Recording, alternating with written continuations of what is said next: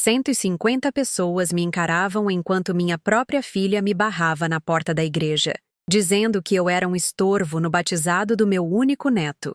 Eu sou Carmen, tenho 68 anos. Trabalhei a vida toda para dar-lhes tudo, mas naquele dia eu entendi que, para eles, eu era apenas um caixa eletrônico com pernas. O que minha filha Helena não sabia é que caixas eletrônicos também têm um botão de cancelar operação, e eu estava prestes a apertá-lo com todas as minhas forças. Naquela manhã, eu havia me levantado antes do sol nascer. A casa estava em silêncio. Aquele silêncio grande e frio que fica quando a gente fica viúva e os filhos se vão. Mas hoje, o silêncio não me incomodava. Pelo contrário, parecia cheio de expectativas. Era o dia, o batizado de Santi, meu neto, minha adoração, aquele pedacinho de céu que havia chegado à nossa família há 6 meses. Passei 1 hora em frente ao espelho me arrumando. Havia comprado um vestido azul marinho lindo, de tecido fino, desses que custam os olhos da cara,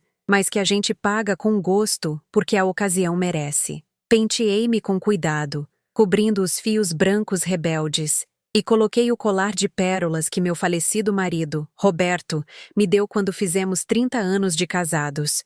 Olhei-me no espelho e, pela primeira vez em muito tempo, me senti bonita, me senti importante. Hoje é um grande dia, Carmen, eu disse em voz alta para me dar ânimo. Hoje você estará com sua família. Saí de casa com o coração batendo forte. Contratei um táxi de confiança porque não queria dirigir e ficar nervosa com o trânsito. Enquanto o carro avançava pelas ruas da cidade, eu repassava mentalmente tudo o que havia feito para este evento. Não era pouco. Quando Helena e seu marido Marcos me disseram que queriam batizar o menino, queixaram-se de que não tinham dinheiro. Marcos vive de projetos que nunca saem do papel. E minha filha, bem, minha filha trabalha, mas tem gostos muito caros para o salário que ganha.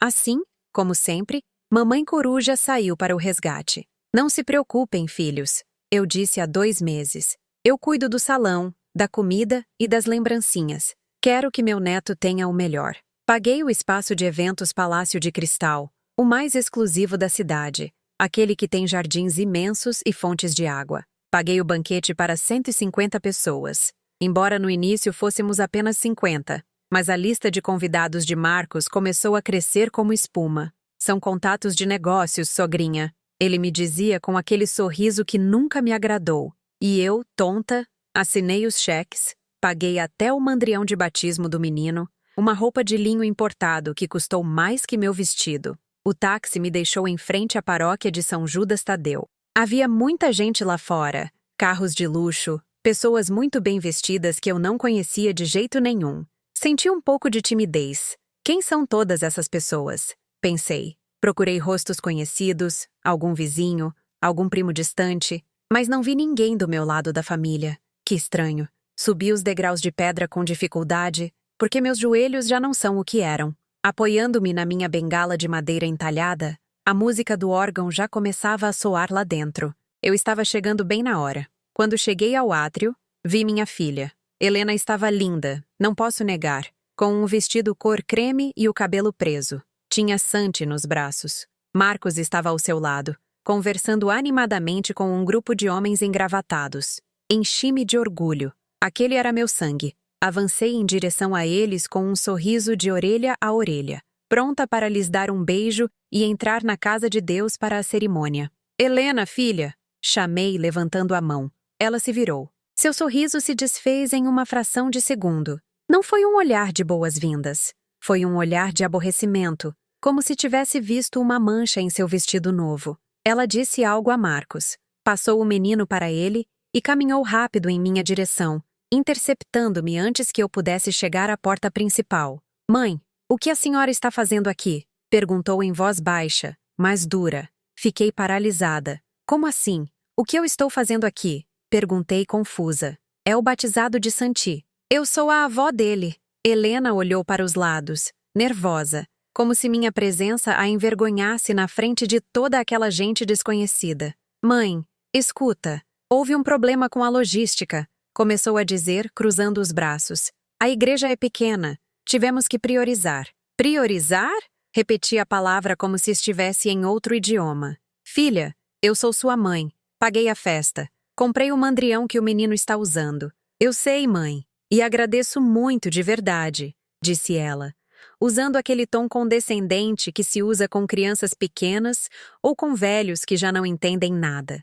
Mas Marcos convidou os sócios dele, gente muito importante, influencers, políticos, gente que pode nos ajudar a subir de nível social. A senhora sabe como é. Senti um nó no estômago, um nó frio e apertado.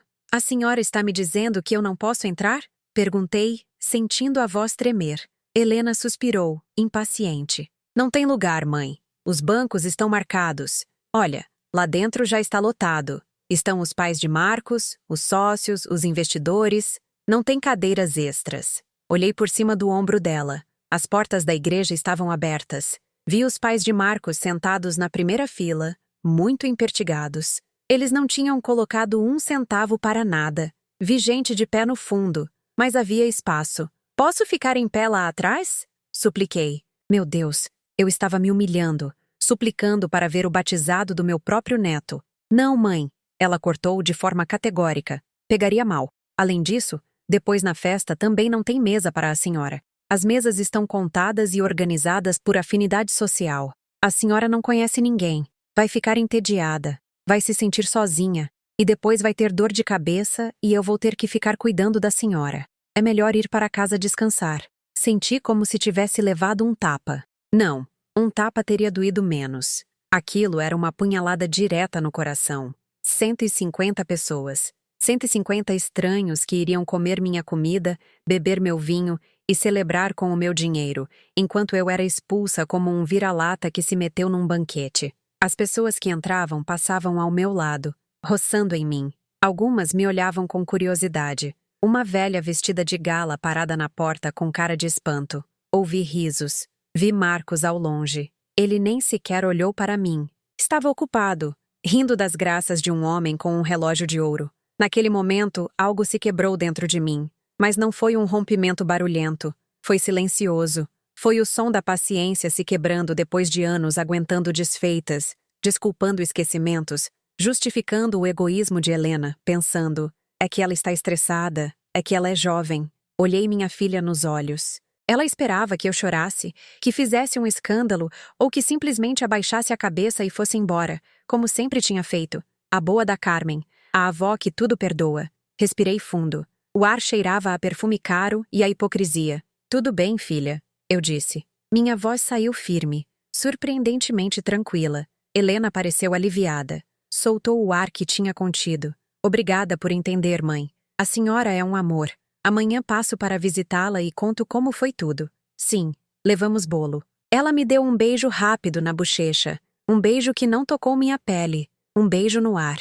Virou-se e entrou na igreja. As grandes portas de madeira se fecharam, deixando escapar as primeiras notas da Ave Maria. Fiquei ali sozinha, no átrio de pedra. O sol do meio-dia batia no meu rosto, mas eu sentia um frio glacial nos ossos. Meus pés doíam com os sapatos novos. Minha alma doía. Desci as escadas devagar. Não chorei. Meus olhos estavam secos, áridos como um deserto. O taxista que me havia trazido já não estava, é claro. Tive que caminhar 2 quadras até uma avenida para parar outro táxi. Durante a viagem de volta para casa, não pensei na tristeza. A tristeza é um luxo que eu não podia me permitir naquele momento. A tristeza paralisa, e eu precisava me mover.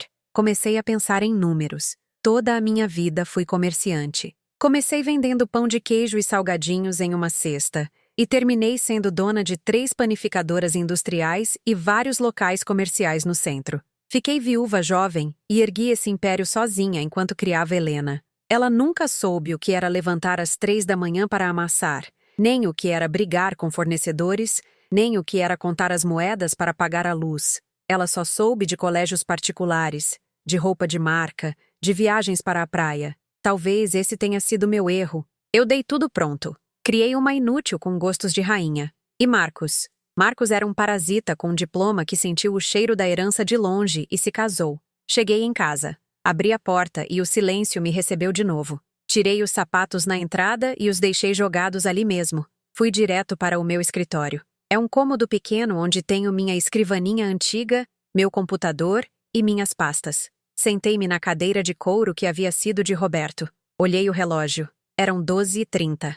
A missa duraria 1 hora. Depois, o traslado para o espaço de eventos Palácio de Cristal. A recepção estava programada para começar às 14h. Eu tinha 1h30. Procurei minha agenda telefônica de papel. Aquela velha caderneta de couro preto que Helena sempre me dizia para jogar fora porque, mãe, tudo está no celular. Mas naquela caderneta estavam os números que realmente importam. Procurei a letra F. Freitas. Doutor Freitas. Disquei o número. Tocou 2 vezes. Alô? Atendeu uma voz rouca. Era sábado, e Freitas certamente estaria descansando ou almoçando com a família. Doutor Freitas, sou Carmen, eu disse. Houve uma pausa. Freitas cuida das minhas contas há 30 anos. Ele me conhece melhor do que ninguém. Sabe que se eu o ligo em um sábado a essa hora, não é para dar um oi. Dona Carmen, que satisfação. Aconteceu alguma coisa? Pensei que estaria no batizado do seu neto. Houve uma mudança de planos, doutor.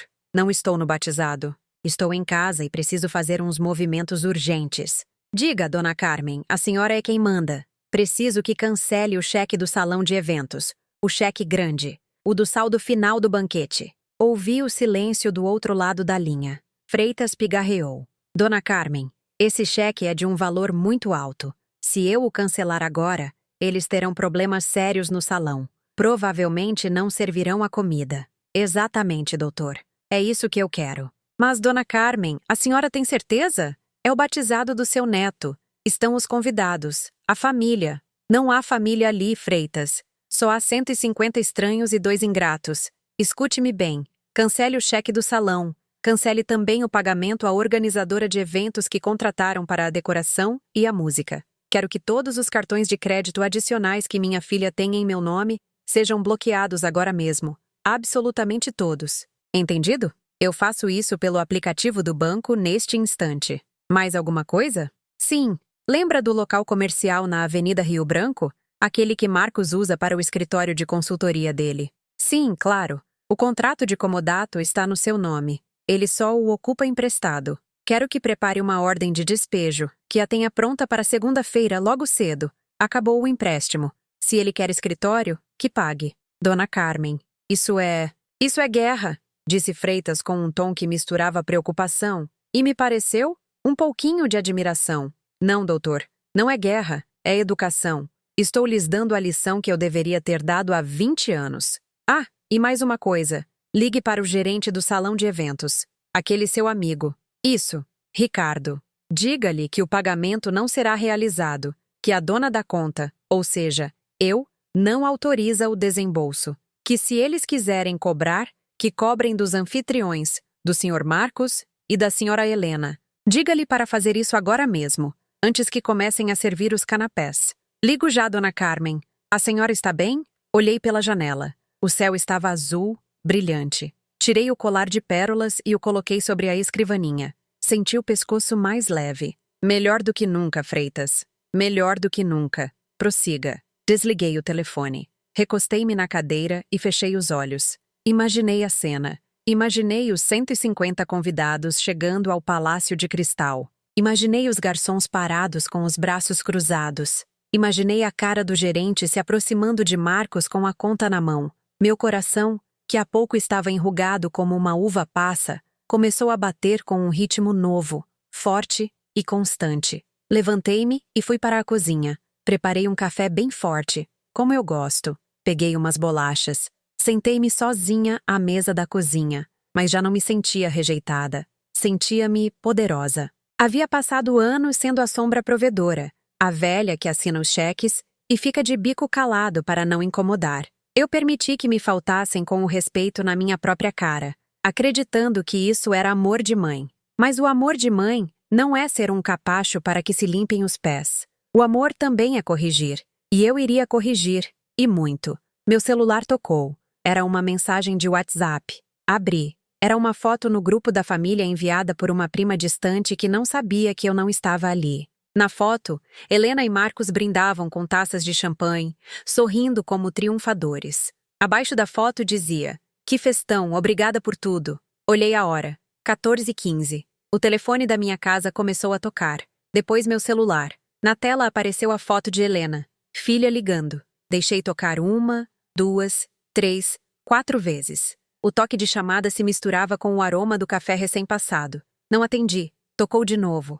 Desta vez era Marcos. Também não atendi. Depois tocou outra vez. Helena de novo. Peguei o celular, coloquei no modo silencioso e o deixei virado para baixo sobre a mesa. Tomei um gole do meu café. Estava delicioso, no ponto certo de açúcar. Imaginei o caos que estaria se instalando no salão. A vergonha, a humilhação pública que eles tanto queriam evitar para mim, agora lhes cairia em cima multiplicada por 150. Não tem lugar para a senhora, mãe. Essas palavras ecoavam na minha cabeça. Elas tinham razão. Não havia lugar para mim naquela vida de aparências e falsidades que eles haviam construído. Mas na minha vida, na minha realidade, eu era a dona do tabuleiro e acabava de dar um cheque-mate. Terminei o café com calma. Fui para o meu quarto, tirei o vestido de festa e coloquei meu roupão de casa favorito, aquele de algodão macio e gasto. Senti-me confortável. Senti-me eu mesma. O telefone fixo continuava tocando intermitentemente, como um grito desesperado à distância. Desconectei-o da parede. Aproximei-me da janela do meu quarto que dá para a rua. Vi um vizinho passeando com o cachorro. Tudo parecia normal lá fora, mas eu sabia que do outro lado da cidade, em um salão luxuoso, o mundo da minha filha estava desmoronando. E o pior, ou o melhor, é que isso era só o começo. Amanhã seria domingo. Amanhã eles viriam pedir explicações, gritar ou talvez pedir dinheiro emprestado para pagar a dívida do salão. Mas amanhã eles se encontrariam com uma Carmen diferente. A Carmen que construiu um império do nada. Havia despertado de sua soneca. Deitei-me na cama para tirar uma sesta. Precisava descansar. Amanhã seria um dia muito agitado. Fechei os olhos e, pela primeira vez em anos, dormi com um sorriso nos lábios, sabendo que o telefone mudo na cozinha estava cheio de mensagens desesperadas que eu leria quando me desse a bendita vontade. Eles queriam exclusividade. Pois bem, agora tinham um problema exclusivamente deles. Dormi como fazia anos não dormia, sem pílulas, sem me revirar na cama, preocupada se Helena conseguiria pagar a prestação do carro ou se Marcos havia conseguido fechar aquele negócio fantasma de que tanto falava. Dormi com a tranquilidade de quem finalmente soltou uma carga pesada que não lhe cabia carregar. Quando abri os olhos, a luz do domingo entrava suave pelas cortinas. Meu relógio biológico me despertou às 6 da manhã, costume de velha panificadora que nunca se perde, mesmo que eu não precise mais amassar farinha. A casa estava em silêncio absoluto, mas desta vez não se sentia vazio, sentia-se limpo. Levantei-me, calcei minhas pantufas e fui direto para a cozinha. Liguei o telefone fixo que havia desligado na tarde anterior. Quase no mesmo instante, a luz vermelha do secretário eletrônico começou a piscar freneticamente. Tinha 22 mensagens novas. Olhei meu celular que continuava virado para baixo na mesa. 53 chamadas perdidas. Centenas de mensagens de WhatsApp. Preparei um chá de camomila com mel com toda a calma do mundo. Sentei-me no meu silão favorito, ajeitei os óculos e decidi que era hora de revisar os estragos. Não com medo, mas com a curiosidade de uma cientista que observa como os insetos reagem quando lhes é tirado o açúcar. A primeira mensagem de voz era das 14h45 do dia anterior. Era Helena. Mãe, o que está acontecendo? O gerente diz que o cartão não passa. Estamos no meio do brinde. Atende! A senhora está me fazendo passar vergonha. A segunda mensagem, das 15h10, era de Marcos. Sua voz tremia de raiva contida. Aquela falsa educação que ele usa quando quer me manipular. Carmen, deve ser um erro do banco. Por favor, ligue para o Dr. Freitas urgente. Estão retendo os pratos principais. Meus sócios estão perguntando o que está acontecendo. Isso é muito sério, Carmen. Às 16 horas, as mensagens já não eram educadas. A senhora é uma egoísta. Como pôde fazer isso conosco? Tivemos que fazer uma vaquinha entre os padrinhos para pagar o descorche. As pessoas estão indo embora. A senhora arruinou minha vida, gritava Helena. E de fundo ouvia-se o choro de Santi, meu pobre neto, que certamente estava absorvendo toda aquela má energia. Ouvi uma por uma. Gritos, choros, ameaças absurdas de me processar. como se pudessem me processar pelo meu próprio dinheiro. E finalmente o silêncio da derrota, perto da meia-noite. Sorri, um gole de chá e um sorriso. Mas não parei por aí. Eu precisava saber exatamente onde estava pisando. Fui para o meu escritório, aquele pequeno santuário onde guardo os papéis que Helena nunca se incomodou em ler, porque lhe pareciam entediantes. Peguei a pasta azul, a pasta de propriedades e laudos. Durante anos, cada vez que eles tinham um capricho ou uma necessidade urgente, eu assinava. Mas meu falecido Roberto, que descansa em paz, sempre me ensinou uma coisa. Carmen, ajude a família, mas nunca fique sem teto. Deixe que os papéis falem. Comecei a ler os documentos, redescobrindo o poder que havia esquecido que tinha. Primeiro, a casa onde vivem. Uma bela residência em um condomínio de luxo. Helena sempre diz, minha casa, meu jardim. Mas lá estava a escritura. A casa está no meu nome. Eu a deixei usar em um contrato de comodato gratuito enquanto a situação econômica do jovem casal melhorava. Isso foi há 8 anos. Nunca melhorou porque nunca tiveram necessidade de que melhorasse. Segundo, o carro de Marcos. Aquele SUV de luxo do ano que ele exibe como símbolo de seu sucesso empresarial. Eu paguei a entrada e as mensalidades são debitadas automaticamente da minha conta poupança sob o conceito Ajuda Transporte Netos. Terceiro, os cartões de crédito. Entrei no Internet Banking no meu computador. Coloquei os óculos para ver bem os números. O adicional que dei a Helena para emergências do bebê tinha cobranças de spas, lojas de roupa de luxo, restaurantes de sushi. E o que é isso? Uma loja de golfe. Marcos nem joga golfe. Senti uma pontada no peito. Não era dor, era vergonha. Vergonha de mim mesma. Como pude ser tão cega? Como permiti que me fizessem de boba dessa maneira por tanto tempo? Levantei-me e caminhei até o espelho de corpo inteiro que tenho no corredor. Olhei para mim. Vi uma mulher de 68 anos. Vi as rugas no meu rosto, o mapa de uma vida de trabalho. Vi minhas mãos que, embora agora tenham manicure, ainda têm a força de quem carregou sacos de farinha de 50 quilos. Te subestimaram, Carmen. Eu disse ao meu reflexo. Te trataram como um móvel velho que dá dinheiro. Acham que você é fraca porque é generosa, mas se esqueceram de quem herdaram o sangue. Lembrei-me de quando Roberto e eu começamos. Não tínhamos nada. Dormíamos em um colchão no chão na traseira da primeira padaria. Quando engravidei de Helena, trabalhei até o dia do parto. A bolsa rompeu enquanto eu atendia um cliente e 3 dias depois, eu estava de volta ao caixa com Helena em um Moisés ao lado do forno. Eu construí este patrimônio com suor, com lágrimas, com inteligência. Negociei com fornecedores duros que queriam me ver cair por ser mulher. Sobrevivi a crises econômicas, a desvalorizações, a concorrência desleal. E agora, um genro com ares de grandeza e uma filha caprichosa me diziam que não havia lugar para mim. A raiva se transformou em estratégia. Uma calma fria, calculadora, apoderou-se de mim. Era a mesma sensação que eu tinha antes de fechar um grande negócio. Minha mente clareou. Voltei para a escrivaninha. Peguei uma folha de papel em branco e uma caneta. Comecei a fazer uma lista. Não uma lista de compras, mas uma lista de ajustes. A casa. Tem 30 dias para desocupar ou começar a pagar aluguel de mercado. O carro. Será devolvido amanhã mesmo ou eu o reporto como roubado. A consultoria de Marcos. Despejo imediato do local comercial. A herança. Ligar para o tabelião na segunda-feira para modificar o testamento. Ao escrever herança, parei. Era um passo forte. Deixar minha única filha de fora. Mas então me lembrei dos olhos dela ontem. Aquele olhar de desprezo. Priorizamos gente importante, ela me disse. Pois bem, agora eu iria priorizar minha dignidade. A campainha da porta tocou. Não foi um toque normal. Foi uma campainha longa, insistente, seguida de socos na porta. Mãe, abre. Sabemos que a senhora está aí. Era a voz de Helena. Olhei o relógio. 11 da manhã. Eles haviam demorado mais do que eu pensava. Certamente ficaram dormindo pela ressaca ou brigando entre si. Não me apressei. Fechei minha pasta de documentos com calma, ajeitei o roupão, fui para a cozinha, coloquei a chaleira de novo no fogo e só então caminhei em direção à entrada. Abri a porta. Lá estavam eles. Helena tinha os olhos inchados, a maquiagem borrada de ontem ainda manchando as bochechas. Marcos estava atrás, com a roupa amarrotada, sem fazer a barba, com cara de cão raivoso. Não trouxeram o menino. Dá para saber o que deu na sua cabeça?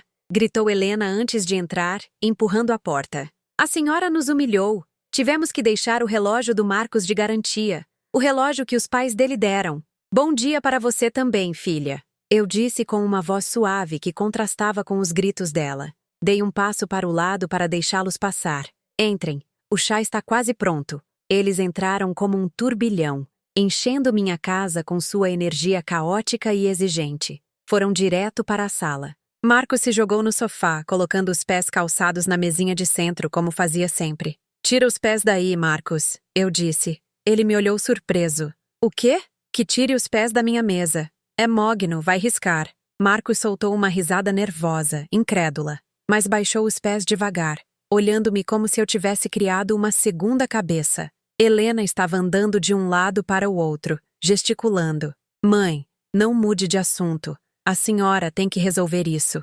Ricardo, o do salão, nos deu até amanhã, segunda-feira ao meio-dia, para pagar o total ou ele nos processa. São quase 50 mil reais, mãe. 50 mil. A senhora tem que fazer uma transferência agora mesmo e vai ter que pagar um extra pelos danos morais que nos causou com os convidados. Sentei-me no meu sillon, cruzei as pernas e olhei para eles. Eles realmente acreditavam que isso era um chilique meu. Acreditavam que eu estava magoada, que eu iria chorar, que eles gritariam um pouco e depois eu tiraria o talão de cheques para comprar o perdão deles. Eu não vou pagar nada, Helena, eu disse. O silêncio que se seguiu foi absoluto. Dava para ouvir o zumbido da geladeira da cozinha. Como assim não vai pagar? Perguntou Marcos, inclinando-se para a frente com aquele tom agressivo que ele usa quando pensa que tem o controle. Carmen, sejamos razoáveis. A senhora se comprometeu. Há um contrato verbal. O contrato era para o batizado do meu neto,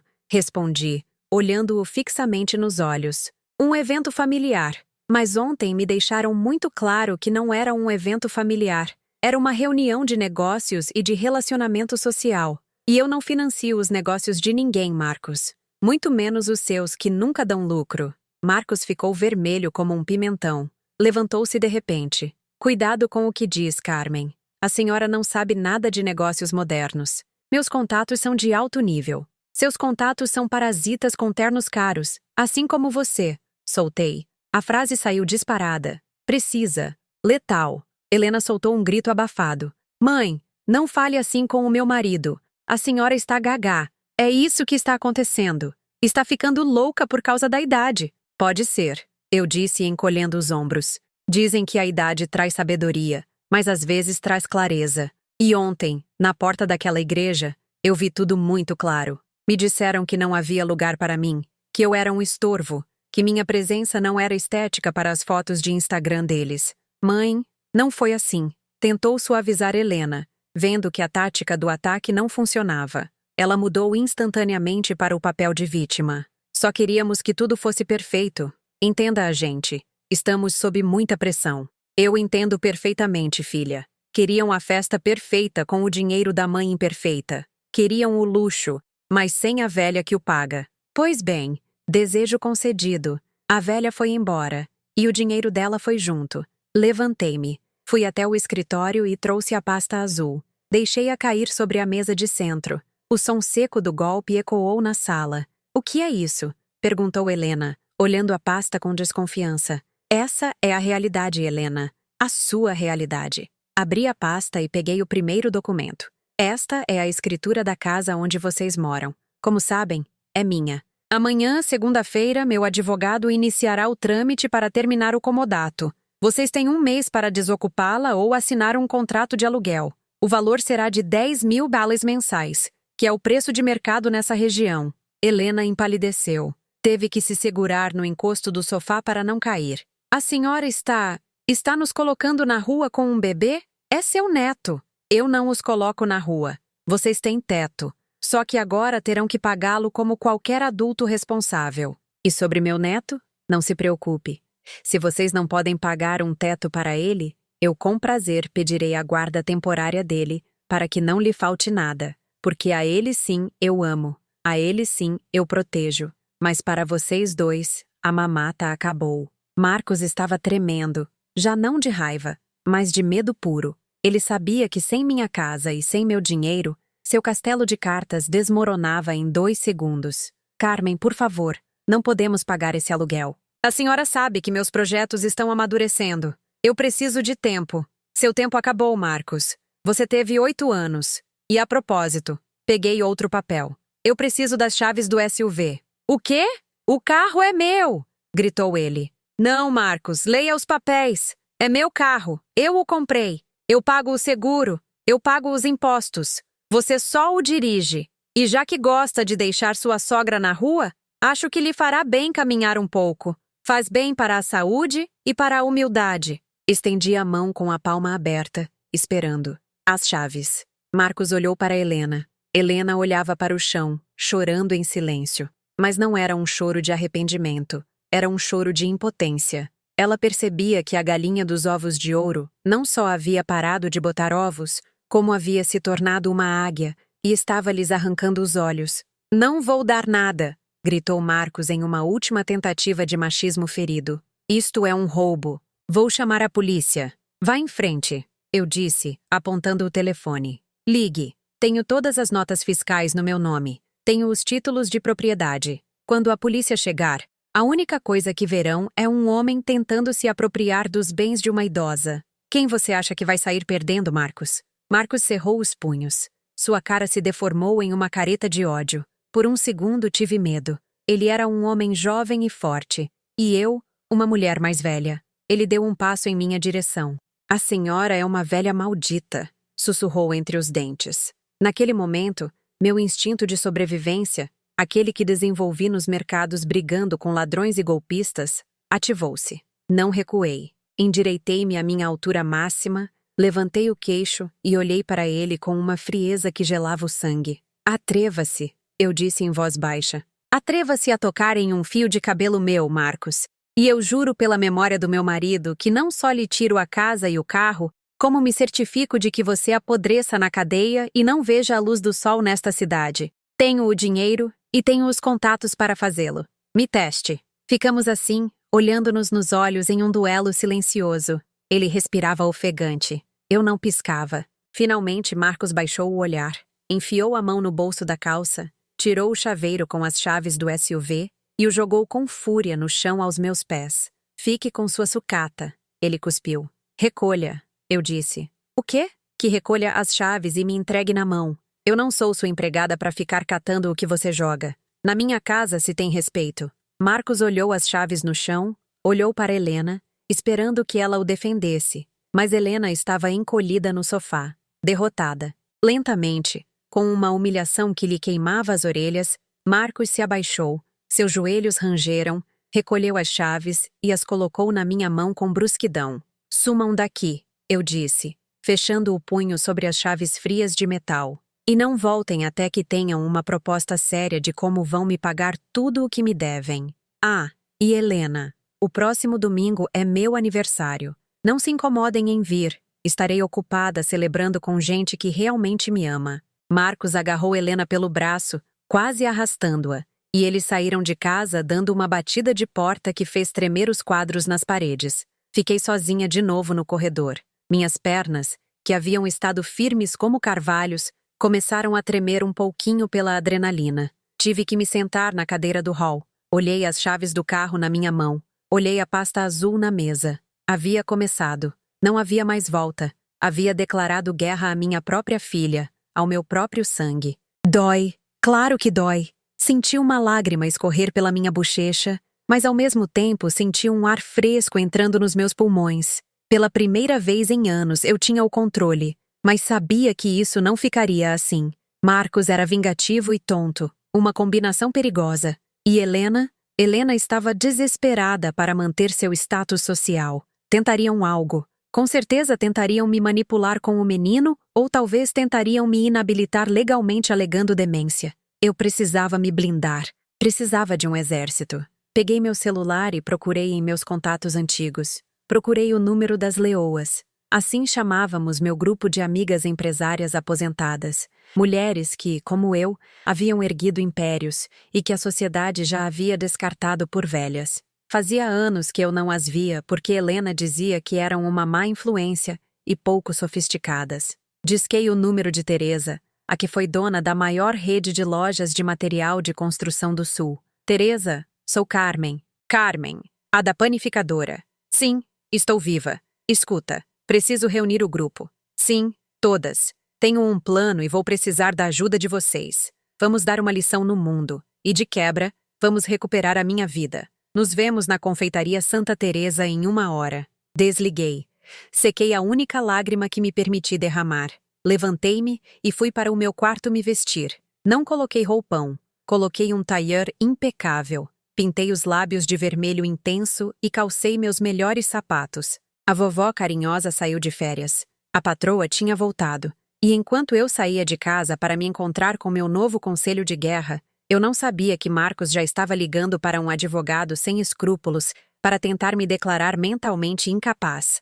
A guerra mal começava, e eles iam jogar sujo. O que eles não sabiam é que eu inventei o jogo. A confeitaria Santa Teresa é um desses lugares no centro da cidade que cheira a história, a madeira envernizada e a grãos de café recém-moídos. É um lugar onde o tempo parece parar, mas onde mais negócios importantes foram fechados do que em qualquer arranha-céu moderno.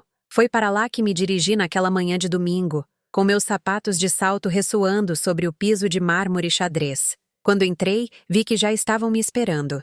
Ocupavam a mesa do fundo, a mais reservada, sob um óleo antigo da fundação da cidade. Eram minhas leoas. Teresa, matriarca das lojas de material de construção, com seu cabelo branco cortado à la garçonne, e aquele olhar de falcão que não perde detalhes. Matilde, advogada aposentada que foi a primeira mulher juíza do Estado, temida por sua retidão de ferro. E Sofia, viúva de um diplomata que conhece os segredos de cada família tradicional da sociedade, melhor do que o próprio padre da paróquia. Chega atrasada, Carmen, disse Teresa, olhando para o relógio de pulso, mas com um sorriso caloroso.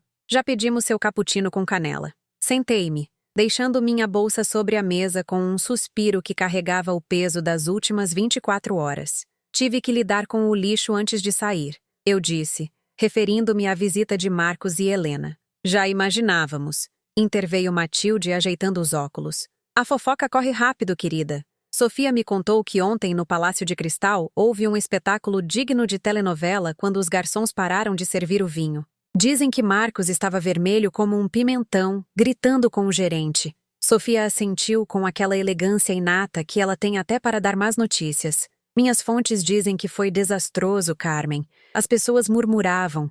Diziam que o cartão de Marcos não passou 3 vezes. Alguns convidados foram comer pastéis de feira na esquina porque estavam com fome. Foi vulgar. Senti uma mistura de satisfação e dor. Dor porque, no final das contas, leva o meu sobrenome. Satisfação porque a lição havia começado. Não vim falar de fofocas, meninas, eu disse, tomando um gole de café para clarear a garganta. Vim falar de guerra. Preciso me blindar. Marcos me ameaçou. Insinuou que estou louca, que estou senil. A mesa ficou em silêncio. Matilde, a advogada, inclinou-se para a frente. Sua expressão mudou de amiga para estrategista. A carta da incapacidade mental, disse Matilde com voz grave. É a jogada clássica dos filhos parasitas quando a torneira é fechada. Tentarão buscar um médico corrupto que assine um diagnóstico de demência senil precoce para pedir sua interdição judicial. Se conseguirem, Marcos se tornará seu tutor legal. Controlaria suas contas, suas propriedades e até sua liberdade. Um arrepio percorreu minhas costas. Imaginei Marcos controlando minha vida, me trancando em um asilo barato enquanto ele gastava minha fortuna em seus projetos. Não vou permitir, eu disse firme. É claro que não, respondeu Teresa batendo na mesa suavemente com a mão cheia de anéis. Carmen, você ergueu 3 panificadoras industriais enquanto amamentava. É a mulher mais sã que conhecemos. Matilde, eu disse, preciso que se encarregue da minha defesa preventiva. Já estou nisso mentalmente, respondeu a advogada. Amanhã, segunda-feira, logo cedo, iremos ao Dr. Bandeira. Ele é o perito psiquiátrico mais respeitado do tribunal. Faremos uma avaliação completa voluntária. Vamos certificar em cartório que a senhora está em pleno uso de suas faculdades mentais. Com esse papel na mão, qualquer tentativa de Marcos de declará-la louca se voltará contra ele como uma ação por difamação e falsidade. E eu? Interveio Sofia. Cuidarei da parte social. Marcos acha que os contatos dele o salvarão. Pobre iludido. Esses contatos são amigos do dinheiro, não dele. Vou fazer algumas ligações sutis. Até terça-feira, ninguém no clube lhe atenderá o telefone. Ele vai se tornar um pária social. Obrigada, eu disse, sentindo as lágrimas arderem nos meus olhos. Isso era lealdade. Isso era família escolhida. Passamos as 2 horas seguintes traçando o plano. Não foi um bate-papo de amigas. Foi uma reunião de conselho de guerra. Revisamos ativos. Analisamos fraquezas legais. Preparamos contingências. Ao sair da confeitaria, eu já não me sentia como uma vítima solitária. Sentia-me como uma generala com seu alto comando. A segunda-feira amanheceu nublada, cinzenta e pesada, como se a cidade soubesse que uma tempestade se aproximava. Eu estava em frente ao espelho às 7h30 da manhã. Tailleur cinza chumbo, blusa de seda branca, pérolas. Nada de vovó carinhosa. Hoje era Carmen, a empresária. Minha primeira parada foi o consultório do Dr. Bandeira. Matilde me acompanhou. Foi um exame longo, tedioso. Perguntas de memória, de lógica, de cálculo, análise do meu estado emocional. No final, o doutor, um homem grisalho e sério, assinou o certificado com um floreio. Dona Carmen, a senhora tem a mente mais ágil do que muitos dos meus pacientes de 40 anos, disse, sorrindo. Está lúcida, orientada e com uma capacidade cognitiva superior. Qualquer um que diga o contrário está mentindo. Saí de lá com o documento na minha bolsa como se fosse um escudo de diamante. Enquanto isso, a execução silenciosa começava a surtir efeito em outras frentes. Às 9h30, meu telefone vibrou.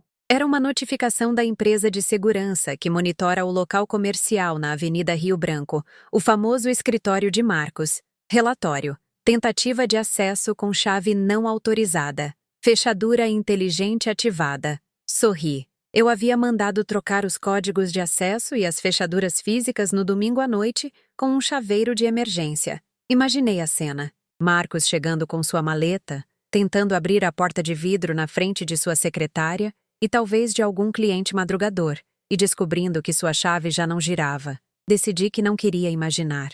Eu queria ver, ou pelo menos queria ver as consequências. Pedi ao táxi para me levar à Avenida Rio Branco. Desci na calçada oposta, em uma cafeteria com janelões grandes. Pedi um chá e sentei-me para observar. Lá estava ele. Marcos estava esmurrando a porta de vidro. Estava falando ao celular, gesticulando furiosamente. Sua secretária, uma moça jovem que sempre me olhava com pena quando eu ia visitá-los, estava parada ao seu lado com uma caixa de papelão, visivelmente envergonhada. Vi chegarem 2 homens de terno. Eram clientes. Marcos se virou para eles com aquele sorriso falso que ele faz tão bem, tentando explicar por que não podiam entrar em seu próprio escritório. Apontava para a porta, fazia gestos de problema técnico. Nesse momento, vi uma viatura da polícia chegar. Meu coração deu um pulo.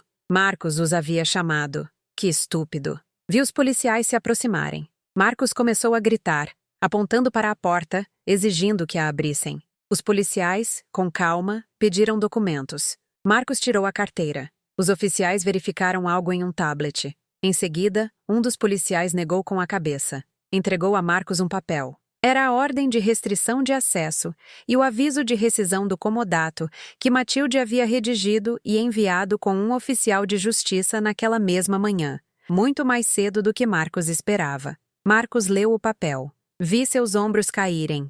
Os clientes de terno trocaram olhares, viraram-se e foram embora, deixando Marcos falando sozinho com a polícia. A secretária entregou as chaves que tinha a Marcos. Disse algo que não pude ouvir e foi caminhando para o ponto de ônibus, deixando-o sozinho em frente à porta fechada de sua fantasia de empresário. Bebi meu chá. Estava frio, mas me soube a glória. Ao meio-dia, fui ao banco. Não a qualquer agência, mas à sede central, onde tenho minhas contas corporativas. Dona Carmen, que honra.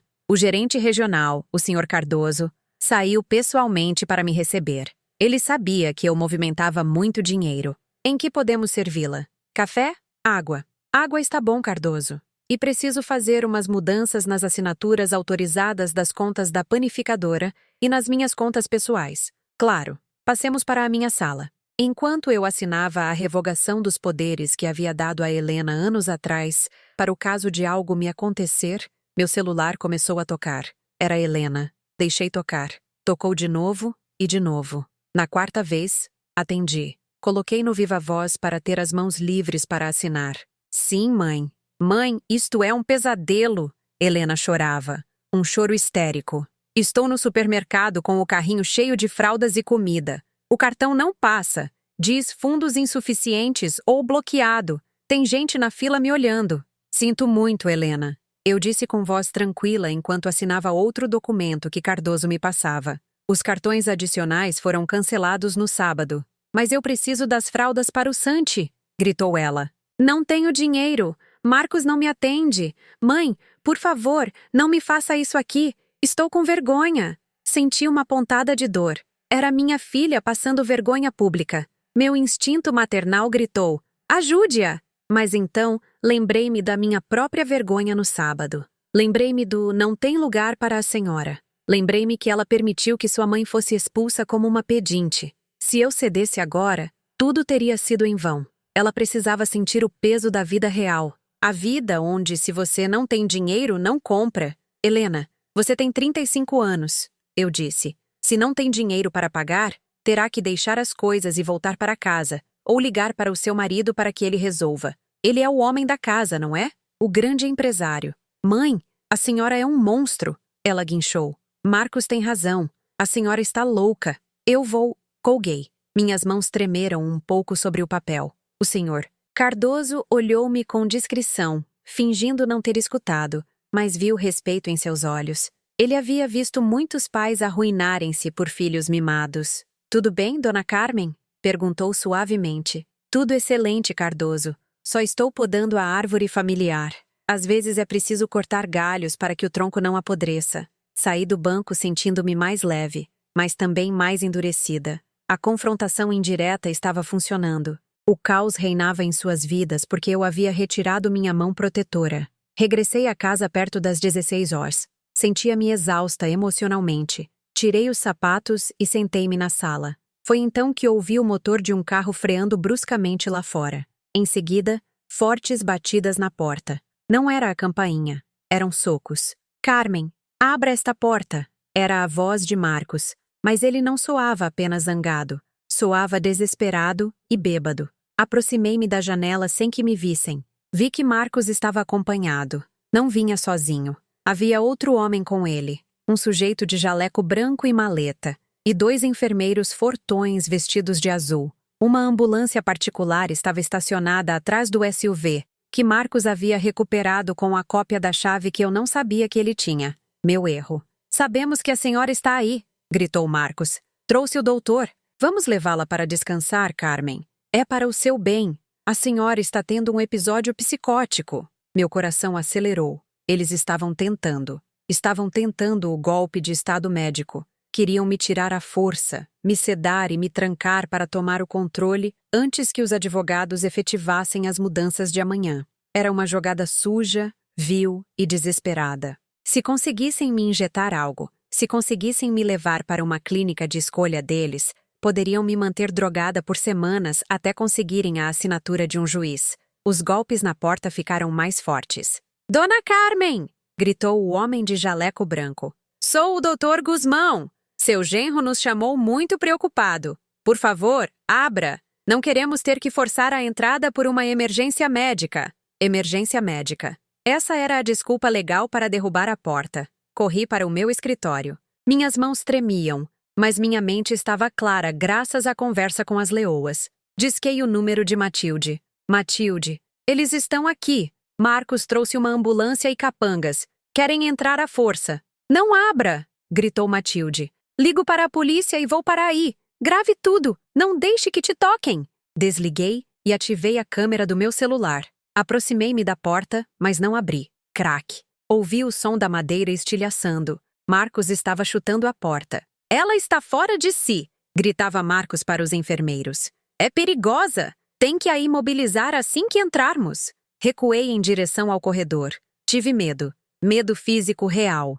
Eram 3 homens jovens e fortes contra uma mulher de 68 anos. A porta cedeu com um estrondo, abrindo-se de repente, batendo na parede. Marcos entrou primeiro com os olhos injetados de sangue e cheiro de uísque barato. Atrás dele, o suposto médico e os 2 enfermeiros. Ali está ela, apontou Marcos ofegante. Olhem para ela, está alucinando. Peguem-na. Os enfermeiros avançaram em minha direção. Parados! Aí! Gritei com toda a força dos meus pulmões, levantando o celular para gravá-los. Isto é invasão de domicílio! Estou transmitindo ao vivo! O médico hesitou um segundo, cobrindo o rosto instintivamente diante da câmera. Mas Marcos o empurrou. Faça o seu trabalho, imbecil! Ela está louca! Um dos enfermeiros se atirou sobre mim. Senti suas mãos grandes e ásperas me agarrando pelos braços. A dor foi aguda nas minhas articulações velhas. Me solte! Gritei, debatendo-me. Calma, vovó. É só uma picadinha para a senhora dormir, disse o enfermeiro com voz zombeteira enquanto o outro tirava uma seringa. Eu me sentia presa. O pânico ameaçava nublar minha visão. Iam me sedar. Eu ia perder. Marcos! Gritei, olhando-o nos olhos por cima do ombro do enfermeiro. Se você fizer isso, não haverá perdão. Você vai se apodrecer na cadeia. Marcos sorriu. Um sorriso torto e cruel. Você é quem vai apodrecer, Carmen, no manicômio, e eu vou cuidar muito bem do seu dinheiro. A agulha se aproximava do meu braço. Nesse instante, ouviram-se sirenes. Não uma, mas várias. E muito perto. O som agudo e penetrante das viaturas encheu a rua e entrou pela porta quebrada. Os enfermeiros congelaram. O doutor empalideceu e guardou a seringa rapidamente no bolso. O que é isso? Perguntou o médico nervoso. Continuem, terminem, gritou Marcos desesperado. Já quase a pegamos, é a polícia! Uma voz amplificada por um megafone ressoou da rua. Saiam com as mãos para o alto! Temos a casa cercada! Marcos correu para a janela. Seu rosto se transformou. Do triunfo malicioso passou ao terror absoluto. Aproveitei sua distração. Com uma força que eu não sabia que tinha, mordi a mão do enfermeiro que me segurava. Ele gritou e me soltou. Corri para o meu escritório e me tranquei, passando o ferrolho. Ouvi gritos lá fora. Ouvi botas entrando na casa. Ouvi a voz de Matilde gritando ordens legais. Prendam esse homem! Tentativa de sequestro, lesões corporais, dano à propriedade alheia. Deixei-me cair no chão, apoiando as costas contra a porta fechada do meu escritório. Meu coração batia tão forte que doía o peito. Havia estado perto, muito perto. Mas enquanto eu ouvia Marcos ser algemado na minha própria sala, enquanto o ouvia gritar que era um erro, soube que a execução silenciosa havia terminado. O silêncio havia se quebrado. Agora vinha o ruído. E o ruído ia ser ensurdecedor. Peguei o certificado do Dr. Bandeira na minha bolsa e o abracei contra o peito. Aquele papel era meu salva-vidas. Marcos queria guerra. Marcos queria demonstrar poder. Bom, agora ele ia conhecer o verdadeiro poder. Não o poder da força bruta, mas o poder da lei e de uma mãe que decidiu deixar de ser vítima para se tornar carrasca. Levantei-me, ajeitei o Tyler, sequei o suor da testa e abri a porta do meu escritório para sair e ver meu genro ser levado algemado. Era a hora da revelação final. O som de algemas se fechando sobre os pulsos de alguém é um som metálico, seco e definitivo. Clique, clique. Nunca pensei que ouviria esse som na minha própria sala, e muito menos que o destinatário seria o pai do meu neto. Mas ali estava Marcos com a cara colada contra o chão de madeira que ele mesmo havia sujado com seus sapatos cheios de barro e arrogância, enquanto um policial lia seus direitos com uma voz monocórdica que contrastava com os gritos histéricos do meu genro. Isso é um erro! Soltem-me! Sou um empresário respeitável! Essa velha está louca, eu lhes digo! Ela me atacou! Bramava Marcos, se contorcendo como um verme em um anzol. Matilde, minha amiga e advogada, entrou na sala como um general entrando em território conquistado. Passou por cima dos pedaços de madeira da minha porta destruída, sem nem sequer olhar para baixo. Ajeitou os óculos e apontou para o falso médico que estava encurralado contra a parede, custodiado por outro oficial. Oficial, disse Matilde com aquela voz de ferro que fazia tremer os promotores em seus tempos de juíza. Certifique-se de identificar plenamente esse sujeito do jaleco branco. Tenho fortes suspeitas de que é o Dr. Guzmão, conhecido por emitir receitas controladas em troca de subornos. Se for ele, Acabamos de desmantelar uma rede de tráfico de influências médicas. E a estes 2 gorilas vestidos de enfermeiros, revistem-nos bem. Aposto minha pensão que tem antecedentes por agressão. Eu estava de pé no umbral do meu escritório, ainda com o celular na mão gravando. Minhas mãos já não tremiam.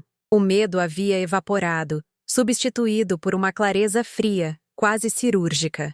Ver Marcos assim, humilhado, derrotado, com o ranho escorrendo pelo nariz e o terno amarrotado, não me deu alegria. Não sou sádica. Deu-me uma profunda tristeza. Tristeza pela minha filha que escolheu este patife. Tristeza pelo meu neto que levaria este sobrenome. Mas, sobretudo, senti um alívio imenso.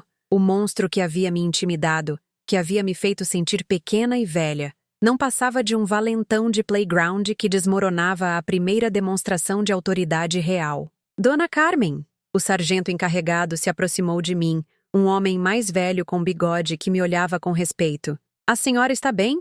Precisa de assistência médica? Estou perfeitamente, sargento, respondi, alisando o tailleur, só um pouco chocada com a violência com que invadiram meu lar. Vamos precisar que a senhora nos acompanhe à delegacia para formalizar a denúncia. Temos os vídeos, temos as testemunhas e temos o flagrante. Isso é invasão de domicílio, danos, tentativa de privação ilegal de liberdade e lesões.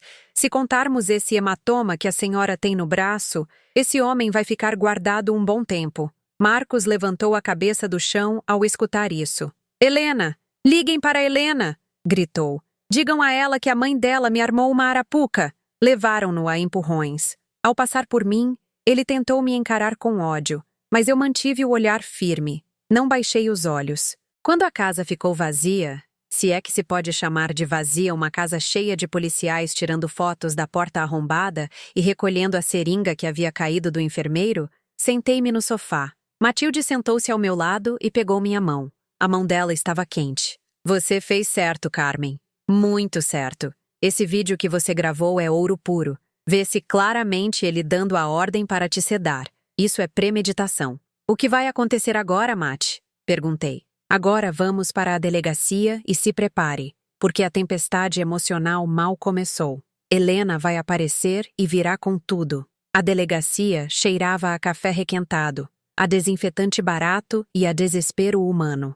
Fui colocada em uma sala privada, cortesia das influências de Matilde, para que não precisasse ficar na sala de espera comum. Eu estava terminando de assinar minha declaração quando ouvi os gritos lá fora. Onde está meu marido? Quero ver meu marido e quero ver minha mãe. Mãe! Mãe!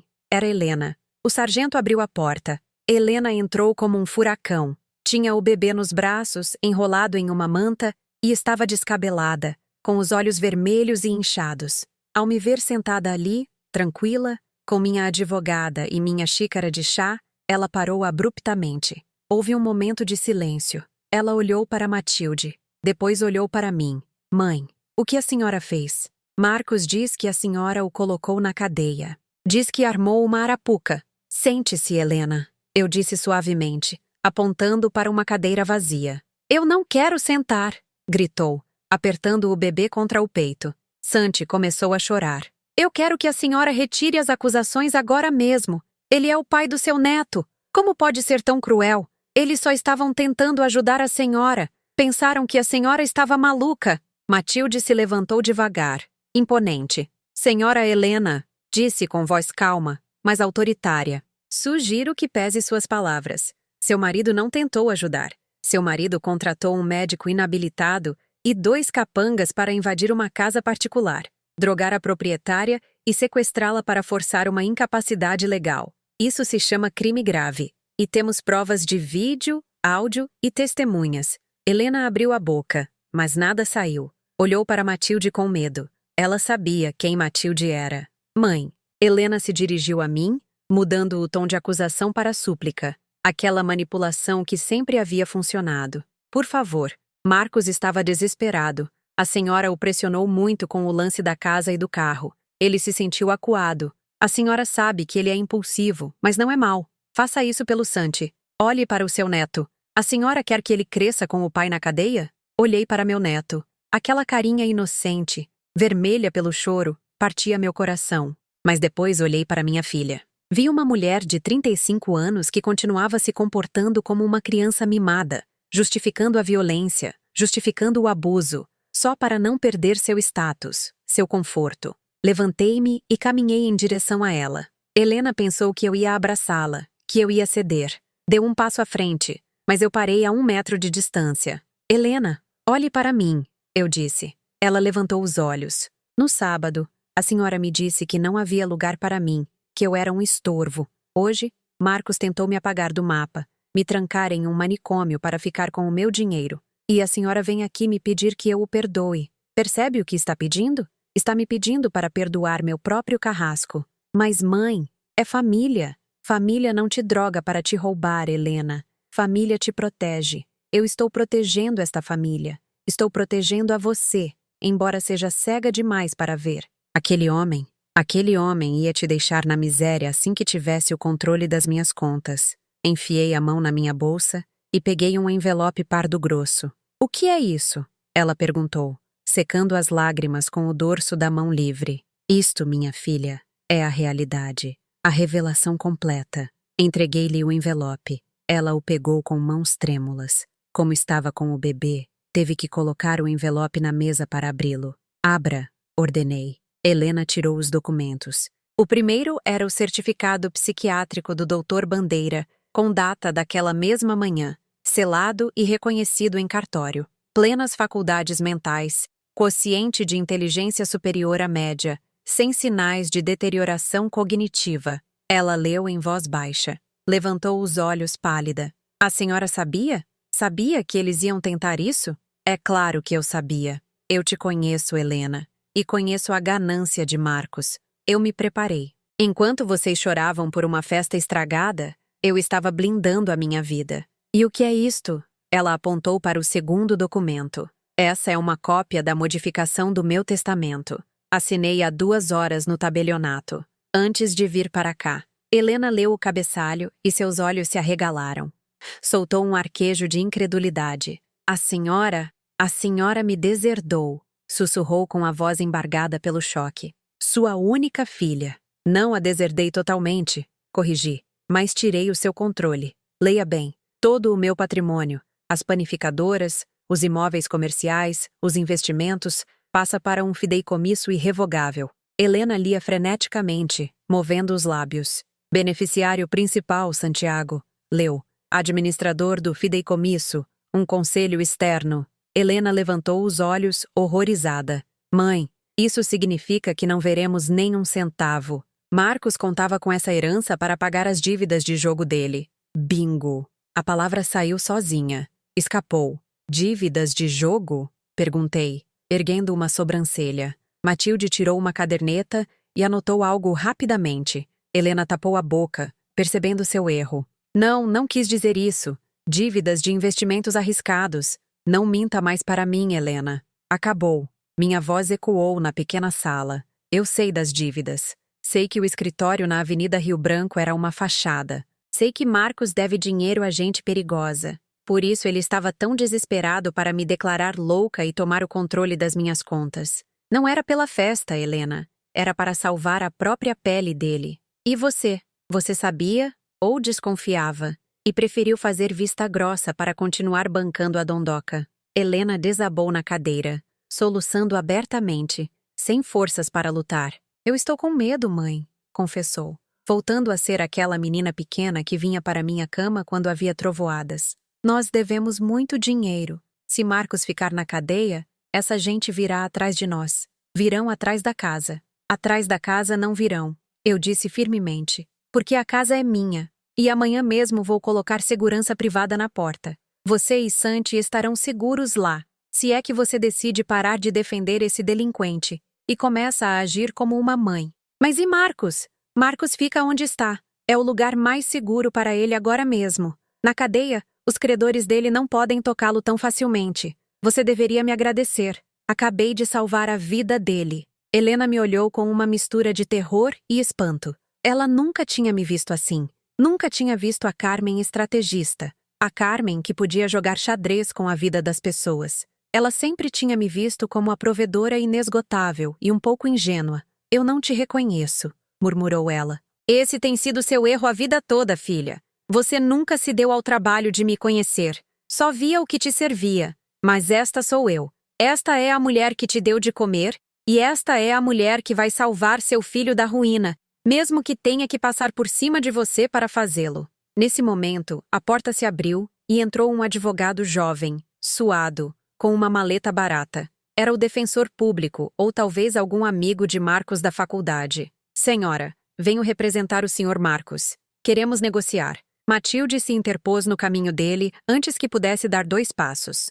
Aqui não se negocia nada, colega. Temos todos os ases na manga. Se quer um conselho de uma ex-juíza, diga ao seu cliente para se declarar culpado e buscar um acordo com o Ministério Público para redução de pena. Porque se formos a julgamento com as provas que temos, ele vai pegar 10 anos por sequestro agravado em grau de tentativa. O advogadinho olhou para Helena, olhou para Matilde, olhou para mim. Viu que não havia fissuras. Viu um muro de concreto. Suspirou e assentiu. Vou falar com ele. Quando ele saiu, o silêncio voltou à sala. Mas já não era um silêncio tenso. Era o silêncio de depois da batalha, quando a fumaça se dissipa e se vêem os resultados. Aproximei-me de Helena e coloquei uma mão no ombro dela. Ela se encolheu, mas não se afastou. Filha, eu disse, você tem 2 opções. Você pode continuar chorando por um marido que ia te arrastar para o abismo, ou pode se levantar, secar essas lágrimas e começar a aprender como se administra um negócio de verdade, porque o fideicomisso diz que você receberá uma mensalidade digna. Sim, mas se quiser mais, terá que trabalhar. Trabalhar? Helena me olhou confusa. Mas eu tenho meu blog de estilo de vida. Estou me referindo a trabalhar de verdade, Helena. Na panificadora. Começando amanhã, às 6 da manhã, na administração. Você vai aprender de onde sai o dinheiro que você gosta de gastar. Às 6 Mas e o bebê? Vou contratar uma babá de confiança. Eu a pagarei. Você se apresentará para trabalhar. É isso. Ou você se vira sozinha com suas dívidas e seu marido na cadeia. Você decide. Helena baixou o olhar para Santi, que havia adormecido em seus braços, alheio ao drama. Acariciou a cabecinha do bebê. Sabia que não tinha opção. Sabia que eu tinha o controle total. Seu mundo de fantasia havia se quebrado, e eu lhe estava oferecendo o único salva-vidas real, mesmo que fosse um salva-vidas feito de trabalho duro e disciplina. Está bem, mamãe. Ela sussurrou. Eu estarei lá. Saí da delegacia, sentindo o ar fresco da noite no rosto. Matilde caminhava ao meu lado, satisfeita. Brilhante, Carmen. Simplesmente brilhante. Você deu cheque-mate no rei e transformou a rainha em peão em uma só jogada. Eu não queria fazer isso, Matilde. Juro que não queria. Eu sei, mas às vezes, para salvar a perna, é preciso cortar a gangrena. Entramos no táxi. Enquanto o carro se afastava, olhei pela janela traseira. Helena havia ficado na entrada da delegacia, sozinha, pequena, sob as luzes de neon, esperando um táxi. Já não parecia a mulher altiva que me fechou a porta da igreja. Parecia uma mulher que acabava de acordar de um coma longo e profundo. Marcos estava preso. Meus bens estavam protegidos. Minha filha, pela primeira vez na vida, ia ter que suar a camisa. Peguei meu celular. Tinha centenas de notificações. A notícia da prisão na área nobre já estava nos chats de vizinhos. Bafão na casa de Dona Carmen, diziam. Viram a polícia levar o genro. Longe de sentir vergonha, senti orgulho. Que falem, que digam, que saibam que com Carmen, a da panificadora, não se brinca. Para onde vamos, Dona Carmen? Perguntou o taxista. Olhei a hora. Eram 9 da noite. Havia sido o dia mais longo da minha vida. Leve-me para jantar, Matilde. Eu disse à minha amiga. Estou com uma fome de leão e quero brindar. Pelo triunfo? Perguntou ela. Não, pelo futuro. Porque pela primeira vez em muito tempo, o futuro do meu neto não depende da sorte. Depende de mim. O táxi acelerou, perdendo-se nas luzes da cidade. Eu fechei os olhos e, em meio ao cansaço, sorri. Eu havia recuperado meu lugar. Não na festa de batizado, onde não me queriam, mas na cabeceira da mesa da vida, onde sempre deveria ter estado. Mas eu sabia que o capítulo final ainda não estava escrito. Marcos não ficaria quieto para sempre, e Helena teria que demonstrar se realmente tinha meu sangue ou se era caso perdido. Amanhã, às 6 da manhã, começaria a verdadeira prova, a transformação completa. Dizem que o pão, para ser bom, precisa de 3 coisas fundamentais: farinha de força, fermento vivo e, sobretudo, tempo. Muito tempo e paciência para levedar, para que a massa cresça e amadureça antes de entrar no fogo. Se você apressar, ele sai duro, sai incomível. Com os filhos acontece o mesmo. Embora às vezes, como aconteceu comigo e Helena, seja preciso voltar a amaciar a massa quando já acreditávamos que a obra estava terminada. Na terça-feira seguinte à prisão de Marcos, meu despertador tocou às 4h30 da manhã. É uma hora em que a cidade ainda dorme, mas onde as panificadoras como eu já estamos de pé, cheirando o ar frio, sabendo que o dia não espera por ninguém.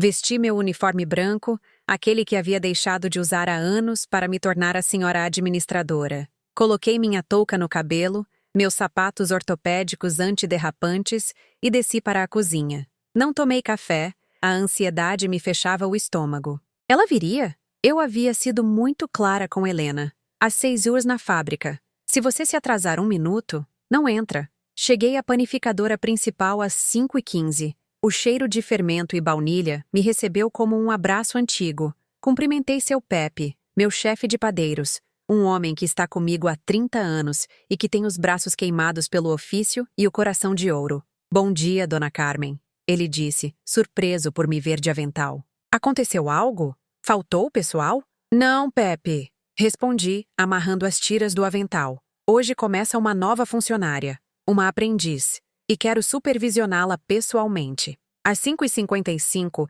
parei ao lado do relógio de ponto da entrada de pessoal. Os funcionários iam chegando, batendo o ponto, cumprimentando-me com respeito e curiosidade. 5h58. Nada. 5h59. Nada. Senti uma pontada de decepção. Não vai vir, pensei. É orgulhosa demais. Prefere afundar a sujar as mãos. E então, bem quando o ponteiro dos segundos do relógio de parede ia marcar as 6 em ponto, eu a vi. Helena desceu de um táxi na porta. Não estava com seus sapatos de salto-agulha, nem seus vestidos de grife. Usava uns jeans velhos, uma camiseta branca simples e tênis. Estava com o cabelo preso em um rabo de cavalo mal feito e o rosto limpo, sem maquiagem. Parecia pálida, com olheiras profundas, como se não tivesse dormido a noite toda. Correu para a porta. Entrou ofegante. Olhou o relógio. 6h30. Olhou para mim. Eu estava de braços cruzados, parada como um sentinela. Atrasada 30 segundos. Eu disse secamente. Helena engoliu em seco. Seus olhos se encheram de lágrimas. Mas não chorou. O táxi atrasou e Santi estava enjoado com a babá. Começou a se desculpar. Levantei uma mão para detê-la. A massa não se importa com suas desculpas, Helena. Se o pão não entra no forno na hora, estraga. Se o caminhão de entrega não sai às 7h, os clientes não tomam café da manhã. Aqui você não é a filha da dona. Aqui você é a auxiliar de limpeza e embalagem. E seu turno já começou. Bata seu ponto e vá com seu Pepe. Ele dirá o que você deve varrer. Helena ficou parada um momento, processando a humilhação. Vi a batalha em seu olhar. Uma parte dela queria dar meia volta, gritar comigo e ir embora, mas a outra parte, a parte que havia visto o marido algemado e suas contas zeradas, sabia que aquela porta era sua única tábua de salvação. Baixou a cabeça. Sim, senhora, murmurou. Bateu seu cartão. O som mecânico do relógio marcou o início de sua nova vida. As primeiras semanas foram um inferno. Não vou mentir. Foi um inferno para ela. E de alguma forma também para mim. Doía ver ela varrer farinha do chão. Doía ver ela carregar caixas pesadas. Ver as unhas que tanto cuidava se quebrarem.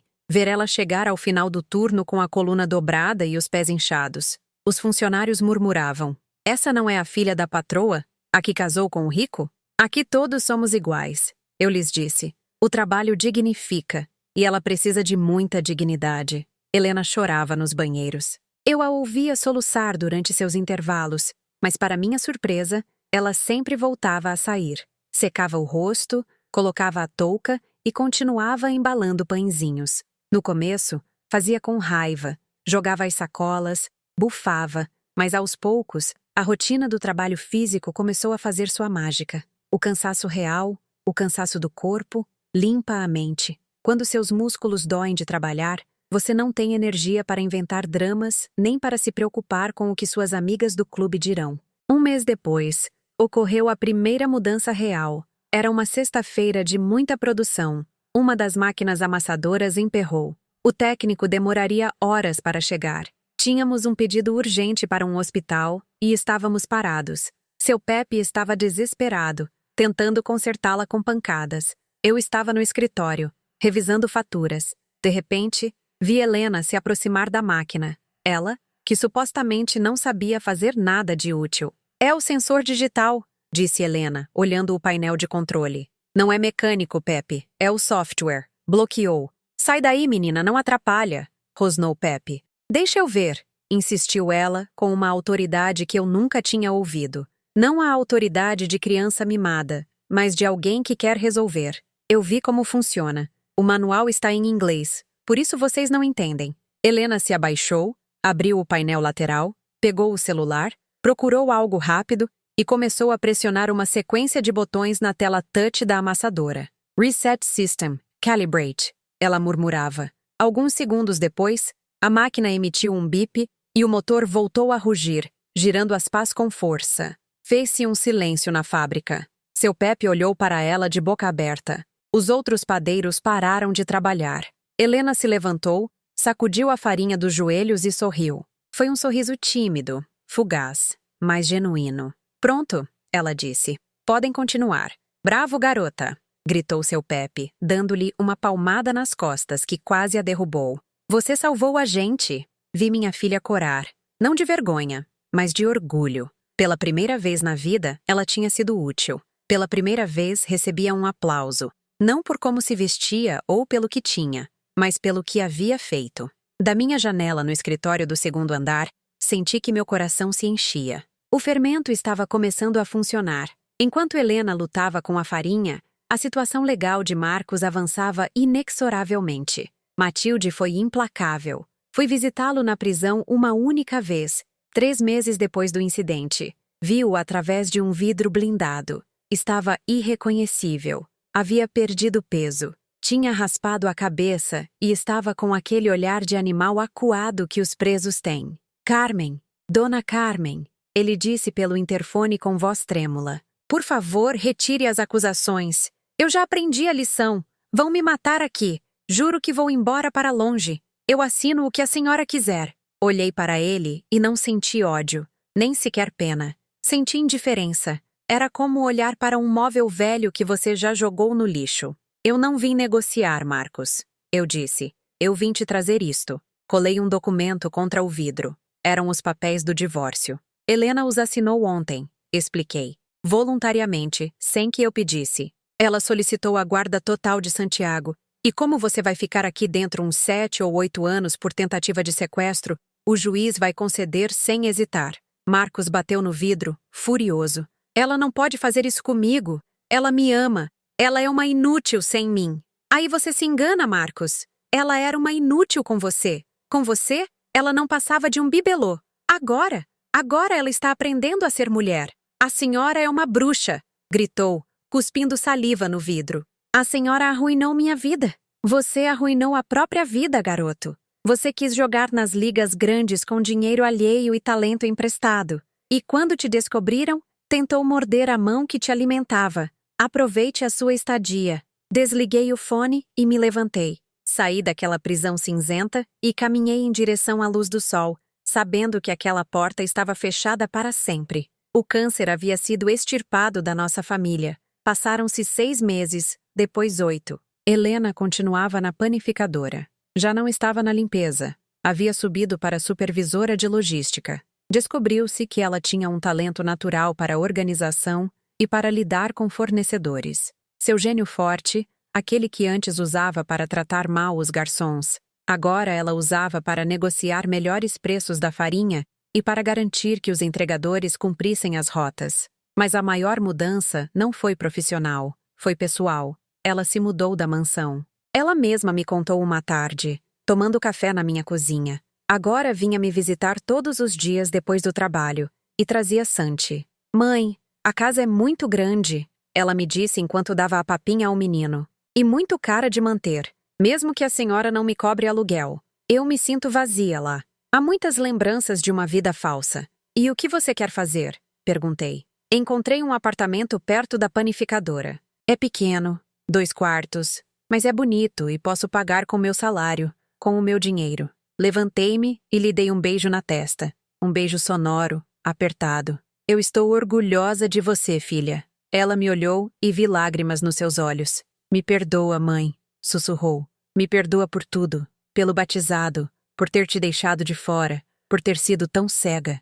Você já está perdoada, minha vida. O perdão se ganha com atitudes, não com palavras. E você o conquistou com o seu suor. Chegou o primeiro aniversário de Santi. 1 ano. Parecia que havia passado 1 século desde aquele batizado nefasto.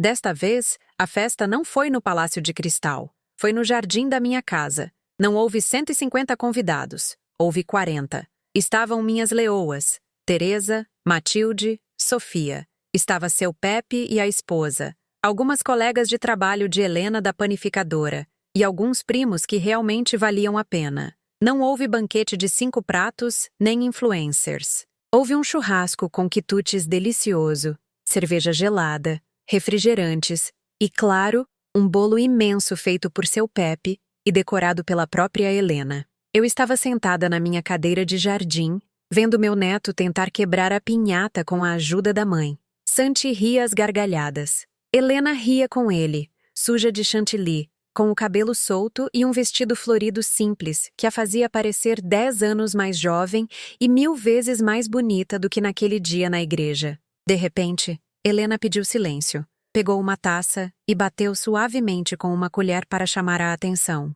Eu quero dizer algumas palavras, disse um pouco nervosa. Todos se calaram. Helena me procurou com o olhar no meio das pessoas. Há 1 ano, cometi o maior erro da minha vida. Começou a dizer com a voz clara. Eu excluí a pessoa mais importante deste mundo. Eu disse que não havia lugar para ela. Eu pensei que lugar se media em cadeiras, em mesas elegantes, em status. Fez uma pausa para tomar ar. Ninguém dizia nada. Só se ouvia o vento nas árvores. Mas este ano, eu aprendi que o lugar de uma mãe não está em uma cadeira. O lugar de uma mãe está nos alicerces. Minha mãe, Carmen, não só me deu a vida, ela me salvou. Ela me ensinou que quando a gente cai, a gente não fica deitada esperando que nos levantem.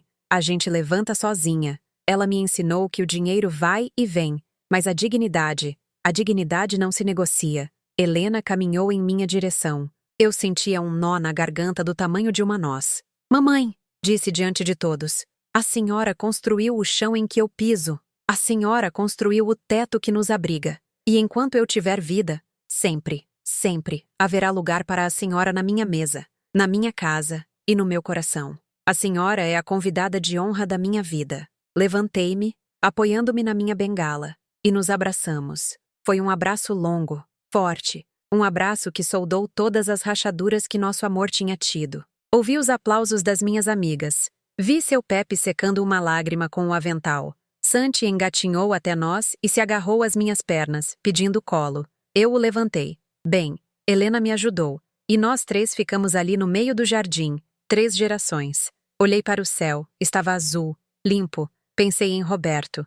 Olha, velhote, eu disse em minha mente. Conseguimos. Não se perdeu. Endireitamos a árvore. A festa seguiu até tarde. Houve música, houve risadas verdadeiras. Não houve fotos posadas para Instagram, mas houve momentos que ficaram gravados na alma. No final da noite, quando todos foram embora, e ajudei Helena a recolher os pratos, porque agora ela não permitia que eu fizesse tudo sozinha. Sentei-me um momento na varanda. Peguei meu celular, abri o aplicativo do banco, olhei o saldo do fideicomisso, estava intacto e crescendo. Mas depois olhei a foto de fundo de tela, uma selfie que havíamos tirado naquela tarde. Helena, Santi e eu, com os narizes sujos de bolo. Essa era a minha verdadeira fortuna. Eu havia começado esta história me sentindo invisível, rejeitada, velha. Não tem lugar para a senhora. Essa frase poderia ter me destruído. Poderia ter me mandado para um canto esperar a morte com amargura. Mas, em vez disso, usei essa frase como combustível. Demonstrei que a idade não é uma condenação, é um grau. Que as mulheres mais velhas não somos descartáveis. Somos as arquitetas da sobrevivência. Temos o mapa. temos as chaves, e se nos provocarem, temos o poder de fechar e abrir as portas que bem quisermos. Agora, toda manhã, quando entro na minha panificadora e vejo minha filha dirigindo a equipe, quando vejo meu neto crescer seguro e amado, sei que meu legado está a salvo. Não só recuperei meu lugar, redefini meu reino. Eu sou Carmen, tenho 69 anos, e se alguém voltar a me dizer que não há lugar para mim, eu vou sorrir e dizer: cuidado, garoto. O mundo é meu. Eu só estou te emprestando. E essa, meus queridos, é a verdade mais doce de todas. Mais doce que o melhor pão recém-assado.